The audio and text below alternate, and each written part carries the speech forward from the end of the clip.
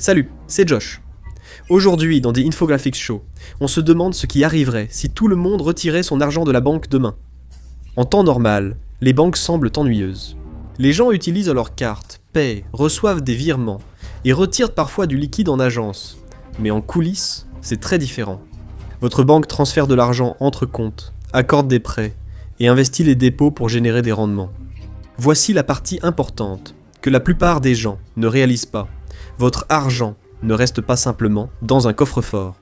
Les banques ne conservent qu'une petite fraction des dépôts sous forme d'espèces physiques. Le reste sert aux prêts immobiliers, crédits auto, investissements commerciaux et obligations d'État. Ce système marche car rarement beaucoup de personnes retirent leur argent en même temps. En résumé, dans une banque, tout dépend de la confiance, que votre salaire soit crédité, que le distributeur marche et que votre argent soit disponible. Mais il suffit d'un seul gros titre, d'une seule rumeur ou d'un choc inattendu pour que cette confiance s'effondre. Et quand cela arrive, le calme, la routine quotidienne, se heurte à quelque chose de bien plus dangereux. Quelque chose qui pourrait amener certaines personnes à tout perdre. Une panique bancaire débute discrètement, souvent par un problème mineur en coulisses. Tant que les clients pensent leur argent en sécurité, tout continue normalement. Mais dès que cette confiance vacille, l'inquiétude se répand. Et le déclencheur peut être n'importe quoi. Cela peut débuter par un krach boursier soudain, des pertes bancaires croissantes ou par la hausse des taux d'intérêt réduisant la valeur des investissements à long terme. Une grande entreprise cliente pourrait retirer un dépôt massif, ou un rapport sur les résultats pourrait révéler une banque qui peine à équilibrer ses dettes envers les déposants et l'argent bloqué dans des prêts et obligations. C'est alors que le compte à rebours commence. Les banques prêtent ou investissent la plupart de votre argent. Elles ne le gardent pas en espèces. Si la valeur des actifs baisse ou que trop de dépôts sont retirés, la marge de sécurité de la banque diminue. Sur le papier, la banque garde ses actifs et son bilan, mais sa marge d'erreur est bien réduite. Parfois, le problème est juste la rapidité. Une banque moderne peut perdre des milliards en quelques heures, surtout si de grands clients transfèrent de l'argent numériquement et sans préavis. Si une banque ne peut pas vendre rapidement ses investissements sans pertes importantes, sa situation financière se dégrade.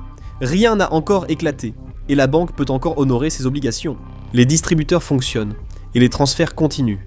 Mais régulateurs, dirigeants et investisseurs surveillent attentivement. Et ce qui se passera ensuite déterminera si la banque survit ou s'effondre complètement. Et dans le monde réel, les clients pourraient commencer à sentir que quelque chose ne va pas. Pas de panique totale, seulement un malaise, une impression que le système n'est pas aussi solide qu'hier. Ce malaise est l'étincelle qui va bientôt devenir un brasier. C'est le moment du basculement, alors qu'avant, les gens n'éprouvaient qu'inquiétude. Dès qu'une banque paraît en difficulté, la peur domine. Les clients arrêtent de réfléchir, agissent, se connectent à leurs applis, vont en agence et retirent de l'argent aux distributeurs. Non pas qu'ils aient besoin de cet argent, mais ils ne veulent pas être les derniers quand il n'y en aura plus. Les banques sont conçues pour les jours normaux. Peut-être qu'elles peuvent gérer des journées un peu plus chargées, mais elles ne sont pas faites pour les ruer. Chaque établissement planifie soigneusement la quantité d'argent liquide nécessaire pour les retraits quotidiens. Le système de trésorerie fonctionne tant que le comportement reste prévisible. Mais si trop de personnes retirent leur argent, les réserves sont vite sous tension. Plus les retraits dépassent les prévisions de la banque, plus le risque augmente, et les clients peuvent le sentir. Quelques fonctionnalités manquantes dans une application, un virement bancaire plus lent, une file d'attente plus longue à l'agence. Chaque petit retard donne l'impression qu'il y a un problème. Et c'est là que les choses commencent à s'emballer. Une ruée bancaire survient quand de nombreuses personnes retirent rapidement leur argent d'un établissement financier. À mesure que les retraits augmentent, la banque commence à paraître plus fragile aux yeux de tous ceux qui y ont encore de l'argent. Et plus la banque semble faible, plus de personnes se précipitent pour retirer leurs fonds. La peur grandit, le « au cas où » de l'un devient l'urgence d'un autre, jusqu'à ce que la banque ne puisse plus suivre. Trop de personnes veulent de l'argent liquide en même temps. Mais il est immobilisé dans des hypothèques, prêts commerciaux et obligations d'État, ce qui rend sa conversion en espèces trop lente. Pour répondre à la demande, les banques doivent vendre rapidement leurs actifs, ce qui signifie vendre à bas prix. Les prêts sont soudainement rappelés, les obligations liquidées à vil prix. Chaque vente précipitée affaiblit la banque et rend les clients plus nerveux. L'histoire montre à quel point cette boucle peut devenir violente. Pendant la Grande Dépression, le krach boursier a ébranlé la confiance dans le système financier. Les déposants ont retiré leur argent, forçant les banques à vendre des actifs pour survivre. La nouvelle d'une ruée bancaire en a entraîné plusieurs autres. La panique s'est propagée plus vite que la réglementation ne pouvait la contrôler.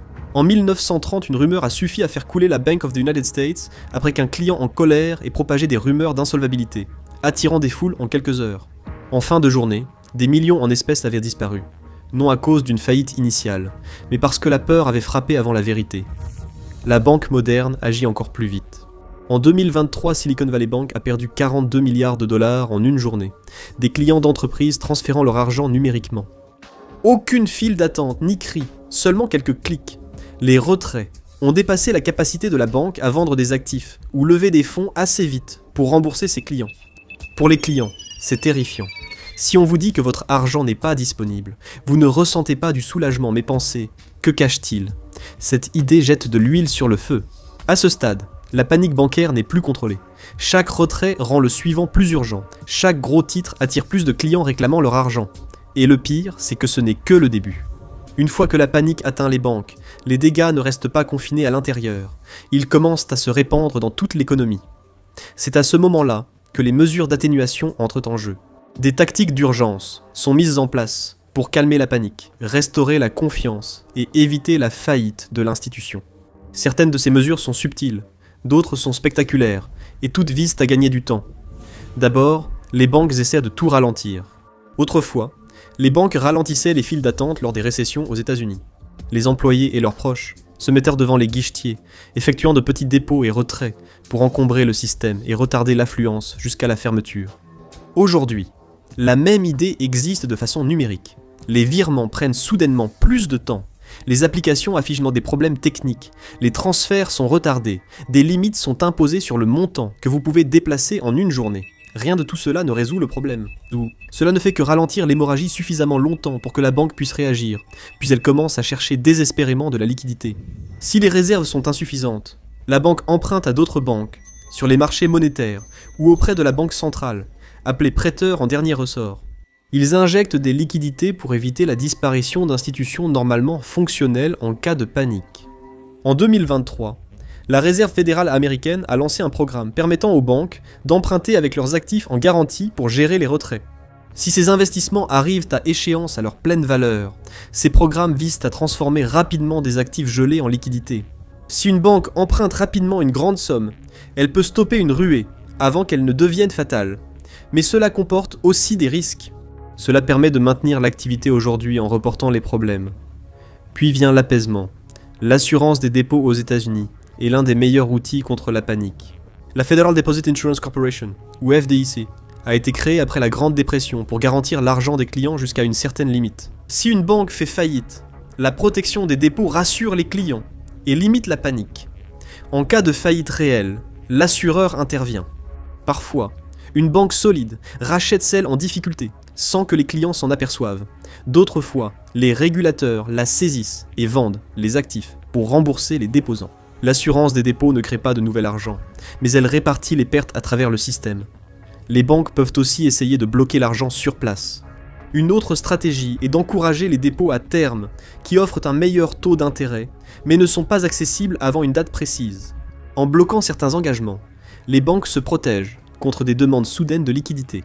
Si assez d'argent est placé en dépôt à terme, la banque peut survivre malgré les retraits des autres clients. Mais voici la triste vérité. L'atténuation ne mène pas toujours à une solution. Ralentir les transactions, emprunter des liquidités et garantir les dépôts stabilise temporairement une banque, mais n'annule pas les pertes sur actifs toxiques ou les retraits paniqués. Finalement, le moment redouté par tous arrive au début d'une panique bancaire. L'argent liquide s'en va rapidement. Mais après quelques heures, parfois même quelques minutes, les coffres, les distributeurs automatiques et les systèmes de règlement numérique commencent à atteindre leurs limites strictes. Les gens tentent de retirer leur argent, mais les machines refusent, faute de liquidités à distribuer.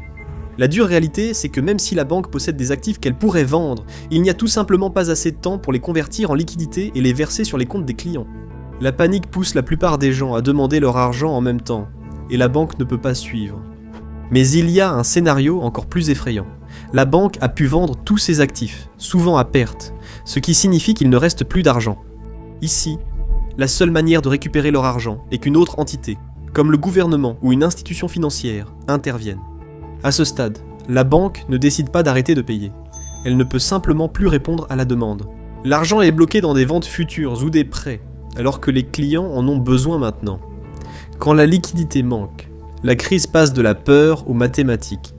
Il n'y a pas assez de liquidité pour satisfaire tout le monde. Quand une banque ne peut payer ses clients, le problème se propage vite. La faillite d'une institution envoie des ondes de choc à travers tout le système. Lorsqu'une banque finit par ne plus avoir d'options, la crise cesse d'être privée et devient publique. Si une banque ne peut pas honorer les retraits, elle fait effectivement faillite. À ce moment-là, la Réserve fédérale, les régulateurs et les institutions gouvernementales n'ont d'autre choix que d'intervenir. Non pour sauver une banque, mais pour préserver le système d'un effondrement. Historiquement, c'est là que le gouvernement prend le contrôle. Lors de la Grande Dépression, après l'élection de Franklin D. Roosevelt en 1933, il a ordonné la fermeture nationale des banques.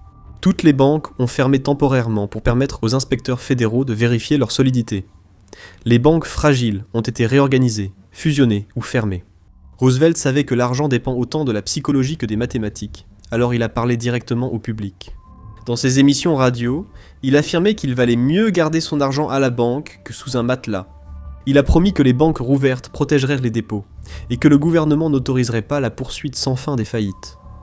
Ces paroles comptaient. Elles ont ralenti l'hémorragie en restaurant la confiance dans des institutions discréditées, mais les discours ne suffisaient pas. Quand une banque moderne s'effondre, la FDIC intervient souvent en coulisses. Elle peut saisir la banque après la fermeture, organiser une reprise par une institution plus solide, et rouvrir le jour ouvrable suivant sous un nouveau propriétaire. Pour les clients, rien ne semble avoir changé, même si la banque d'origine a disparu du jour au lendemain. Parallèlement, la Réserve fédérale injecte de la liquidité poinchée. Elle prête aux banques solides, stabilise les réseaux de paiement et tente d'assurer la circulation de l'argent, pour qu'une faillite n'en déclenche pas 10 autres. Voici la réalité. Quand la Fed intervient, cela signifie que la banque qui détenait l'argent durement gagné des gens a fait faillite. Après la panique, les blocages et la reprise par le gouvernement, une question domine pour les gens. Vais-je récupérer mon argent ? Une ruée bancaire entraînant la faillite, le redressement ne signifie pas que tout redevient magiquement normal. Cela consiste à décider qui sera remboursé, combien il recevra et qui assumera la perte. Aux États-Unis, l'assurance des dépôts est le principal filet de sécurité. Grâce à la FDIC, les dépôts des clients sont garantis jusqu'à 250 000 $ par déposant, par banque et par catégorie de compte. Si votre banque fait faillite, la partie assurée de votre argent est protégée, et le processus est souvent rapide. Les régulateurs orchestrent la reprise de la banque en faillite par une autre, permettant aux clients de récupérer l'accès à leurs fonds assurés presque immédiatement, ou au plus tard le jour ouvrable suivant. Les comptes courants, les cartes de débit et les virements fonctionnent à nouveau, rendant la reprise presque instantanée pour des millions de clients. Leur argent survit parce qu'il était assuré. Mais tout le monde n'a pas cette chance. Tout montant supérieur à la limite assurée n'est pas garanti. Si vous aviez 300 000 sur un compte, seuls 250 000 sont protégés. Les 50 000 restants deviennent une partie des actifs de la banque en faillite. Vous pourriez en récupérer une partie plus tard après la vente des prêts et des biens, ou vous pourriez ne presque rien récupérer. Cela dépend de la gravité de l'effondrement. Les grandes entreprises, investisseurs et déposants fortunés souffrent d'abord. Les comptes de paie, trésorerie et réserves peuvent être gelés ou réduits. Ainsi, la faillite d'une banque peut provoquer licenciement, salaires impayés ou faillite d'entreprise, même après sa disparition. La reprise est longue. Il faut vendre les actifs, régler les dettes et les procédures juridiques sont lentes. Les clients assurés sont rapidement indemnisés, mais les déposants non assurés doivent attendre des mois, voire des années pour connaître la somme récupérée. En fait, même si le système protège l'épargnant moyen, il ne protège pas tout le monde pareil. Les paniques bancaires nuisent durablement aux individus, aux entreprises et à l'économie, pas seulement aux banques. Certains s'en sortent presque indemnes, d'autres perdent les économies d'une vie. Maintenant, imaginez si l'économie américaine s'effondrait, ou regardez cette vidéo.